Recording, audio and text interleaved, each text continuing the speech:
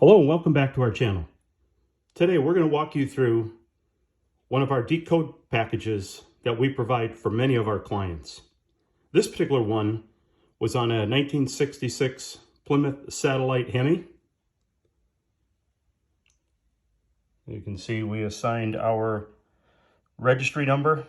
This is the 335,947th vehicle that we have placed into our registry. And what we were asked by this client was to provide him with a decode of his IBM card. As you can see, the very comprehensive document, 47 pages. So we'll quickly thumb through, what we provided and what we have. Certainly there is the IBM card that we've gone through and decoded. We provided a decode of the trim tag, the VIN tag, secondary information.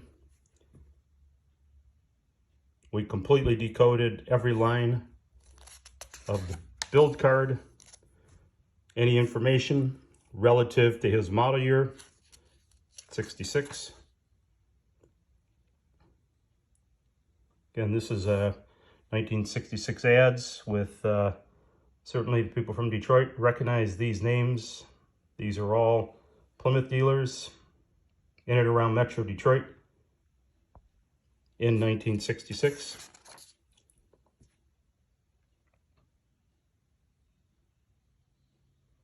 So this sort of content, is what our clients are asking for, so they can have some documentation on their vehicle, outside of the build sheet, the build card, VIN tag, and or trim tag. So this is a great little package. Of course, we have a shameless plug for all of our manuals that we offer, and we are continuously enhancing these products. These can be purchased directly online, mmcdetroit.com. And again, as I stated, we are continuously updating this content. We talk about objective inspections here, just to give you an idea. This particular one is an example of the Black Ghost. We've known about this car for 30 years. It certainly was right in the neighborhood that I grew up in. I remember seeing the vehicle.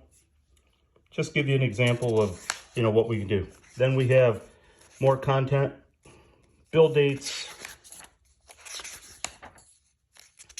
factory information, copies of ads, paint colors, optional features from the dealer order manual, etc., etc. So that's a total of 47 pages. So what I want to go through now is the IBM card, which we were specifically asked to go through. So this particular one, if you recall, in a previous segment, we went through, building a vehicle at Lynch Road. And certainly we go through the various steps from the dealer entry process to Highland Park, to Lynch Road assembly, to the production control department, all the way to the assembly line. So in this case, what we're going to look at is when it goes from the actual IBM 360s into the data terminal, the key punch terminal, which in turn goes into the production control department. And if you recall in the previous segment, we spoke about the production to produce the trim tag. It is on a paper tape. To start the production of a vehicle, it is on the IBM card. Now there are several IBM cards. This is just one example that we have in this particular document. So moving over to the various types of IBM cards. Again, we have several types of IBM cards were available. Many of them had various purposes. They were used for sales and marketing. This particular one, as you can see, was for a certification label. They certainly have, You know, quality control. Again, this looks like it's for IBM Card. And, you know, ironically enough, this just has a Notice 6-pack. I remember family members years ago, and my dad specifically, would come home, who was a manager in production control at the time in 1966, and he would have a pocket of IBM cards. And what he was using them for were notes. If there was any notes that came up during production, they were easy to write on, and he always had a pocket full of them. So then we get into the actual machine. So this is an IBM 029. And this is the actual program drum. So what would happen? The IBM card would be loaded into this piece of equipment, and it would index forward, lock in to this locating drum. There were alignment pins on the top. There was a clamp strip, alignment holes, and this would rotate, and it would punch out the IBM card for whatever that particular function was that was being programmed. So on the IBM card, we're going to walk through, this is on this 1966 Plymouth Satellite that we went through, and we decoded all lines of this vehicle. We point out specifically, if you look at, there's the engine, 73, there is the code 73, SO number, the SO number, paint code. So this particular one will profile this a little more, but this is a GG1, which is a combination of 12 plus 7 equals G, 12 plus 7 equals G.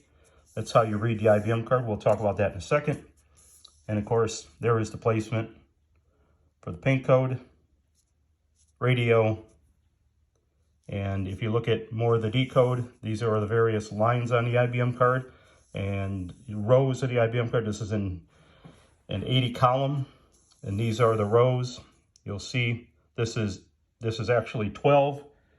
Here it's called out as R and X, 0, 1, 2, 3, 4, 5, 6 through 9.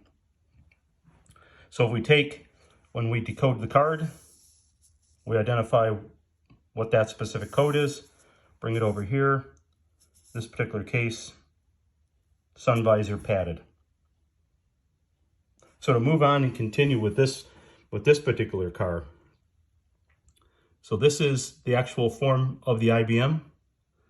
There's the VIN tag, the trim tag, and then we certainly went through, again, in greater detail. We're looking for all the punches that are on the card, and then we would decode that accordingly. So as we spoke about, the paper tape back then is what was used to produce the trim tag. It was one of its main purposes back in 1967, was for that tag. So to expand out just a little bit more, as we spoke about the paint code, GG1. So when we made reference to 12 plus 7, if you look on this particular card, and we're looking under paint, this is row number 7. And if we go up that row to the top, there's 2 more punches. So that's where we're getting our 12 and 7, GG1, 12 plus 7. So if you look at an actual decoding of how the IBM card is laid out, if you look at G, position 12, position 7. So they're not using, they're not using the 12, they're using the 7 plus 12 equals G. And of course, that is where GG1 is punched, stamped, punched through here. And then certainly it was on, if you had a build sheet, the same codes that you find on the IBM card would be found in a build sheet. Now this particular build sheet is not for this vehicle, but just to show you where that would be found on this particular sheet, right there is certainly our paint code.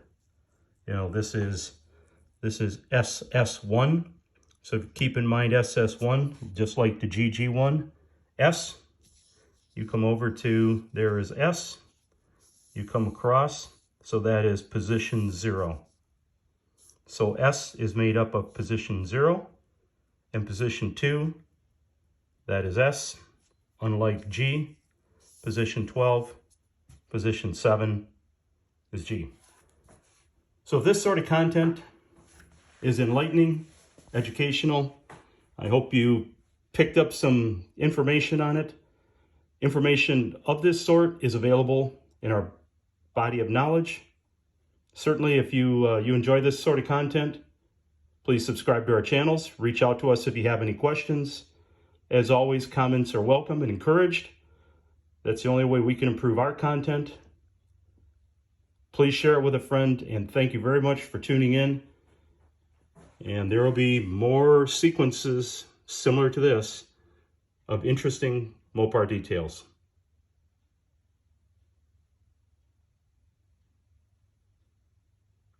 Thank you very much for participating.